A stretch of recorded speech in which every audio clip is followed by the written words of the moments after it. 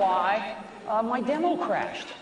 Because there are 570 Wi-Fi base stations operating in this room. Okay? We can't deal with that.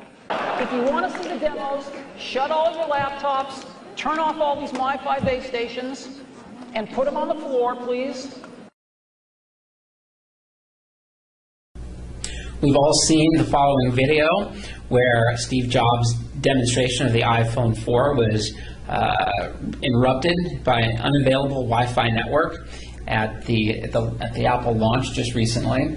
Our topic today is, can this happen to you? Is this a common scenario in Wi-Fi networks, and what you can do to prevent this? My name is Mike Baglietto. I'm the Director of Product Marketing at AirTight Networks, and with me today is Praveen Bhagwat. He's our Chief Technology Officer and founder of AirTight Networks. Praveen, what might have happened with that demonstration? Why was the network unavailable? And could this happen to anybody? Mike, see, Wi-Fi networks operate in unlicensed band, and you really can't control how many users, how many devices, how many other systems are operating there. So there are many scenarios where a system can become unavailable. One possibility is that there were just way too many transmitters, access points, clients which were active at that point in time, and the overcrowding of the channel is what caused the system meltdown. See, the other possibility is that there were too many other sources of interference present. And like any wireless system, in presence of interferer, system performance degrades. And if the level of interference exceeds a certain threshold, then possibly devices can stop working. The third possibility is that there could be a malicious intent out there, that somebody is just launching a denial of service attack. And if that happens, obviously the connections are not going to work at all. So it could be, either of these three possibilities, either overcrowding, which I think is the most likely case in this case, or interference, or possibly a denial of service attack. Interesting. Let's take these three scenarios separately. In the case of overcrowding, how would you detect this before it became a problem, and what would you do to remediate that problem? See, Wi-Fi is designed, for like an office type of setting, where you have typically a couple of access points and a bunch of clients connected to each access point. So let's say 20 to 30 clients connected to each access point.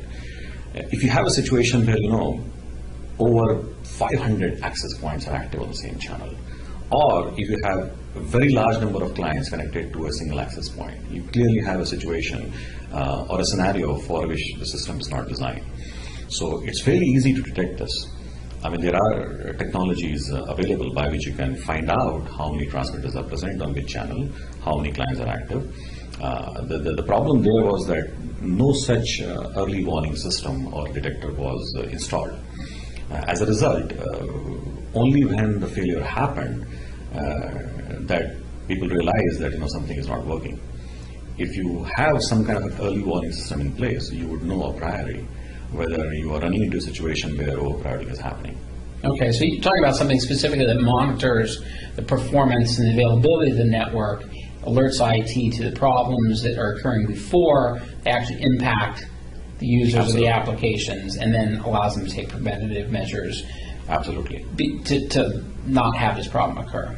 Absolutely. So the second situation you had mentioned was possibly non-Wi-Fi interference, or sources of interference. You didn't say non-Wi-Fi, I said non-Wi-Fi. But let's talk about the sources of interference in that unrestricted band.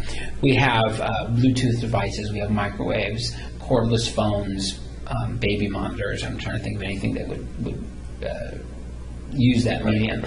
What is the real likelihood of interference affecting a demonstration or affecting the ability of the network, the availability of the network? See, any wireless system, the performance degrades in presence of a source of interference. As I mentioned earlier, Wi-Fi operates in unlicensed bands, and devices such as Bluetooth, baby monitors, microwave have a legitimate right to operate in that band. It's just that your observed throughput will somewhat degrade. At least our experimentation that we have done with these devices have shown that yes, performance degradation happens.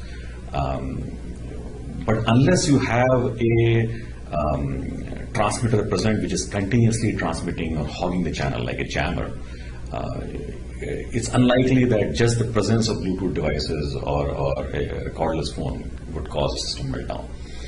So I think in that particular scenario, I think it was just the overcrowding of the Wi-Fi device itself, which was the likely cause. Okay.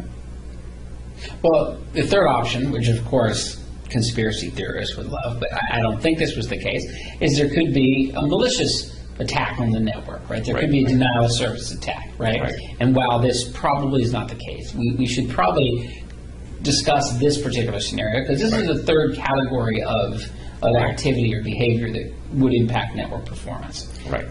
Yeah, absolutely. I mean, there are these days, public domain tools available using which just with a couple of clicks on the mouse pad or a keyboard, you can launch a denial of service attack and completely shut a system down. Now, whether that actually happened in the demo, I mean, nobody knows. You're calling conspiracy theory. My point is, since nobody was watching the network, nobody knows exactly what happened. Yeah. Exactly. So, but it's fairly easy for somebody to knock a system down, especially in case of Wi-Fi, just by using publicly available tools. Okay. So if we look at the three different scenarios, we have overutilization or overcrowding, right? Which can occur because there's too many clients on a given access point. Absolutely. It could be too many access points in a given space on the same channel. Right. You've got sources of interference within that space, yes, and you've got the malicious activities of someone trying to intentionally bring the network down. Yes. From a preventative standpoint, really, the only thing you can do is have something, as you mentioned, an early warning system to monitor that airspace. Exactly. See, if you go back to the three scenarios we talked about, the corrective actions actually are different in each one of them. So you need to first identify what is causing the problem and then take a corresponding preventive action. So suppose you identify that, well, this channel overcrowding happening. At that point, you choose to operate on a channel which is less crowded. And for example, you go in 5 gigahertz band, there's so many channels available there, operate in one of those bands and you'll be perfectly fine.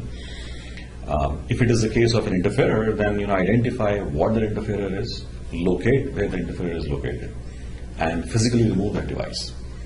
And if it's a case that somebody is launching a denial of service attack, then you need to detect it, and you locate where the transmitter is located and physically remove it again. So depending on what is causing the problem, you got to take the appropriate preventive action. But the key is, unless you detect, you're not going to be able to take any corrective action. And my point is that in this particular scenario, since there was no detector installed at this location, that embarrassing situation had to be faced. Well, for more information on Wi-Fi performance monitoring, best practices, wireless security, visit www.airtightnetworks.com. Praveen, thank you very much for our conversation today. Thank you, Mike.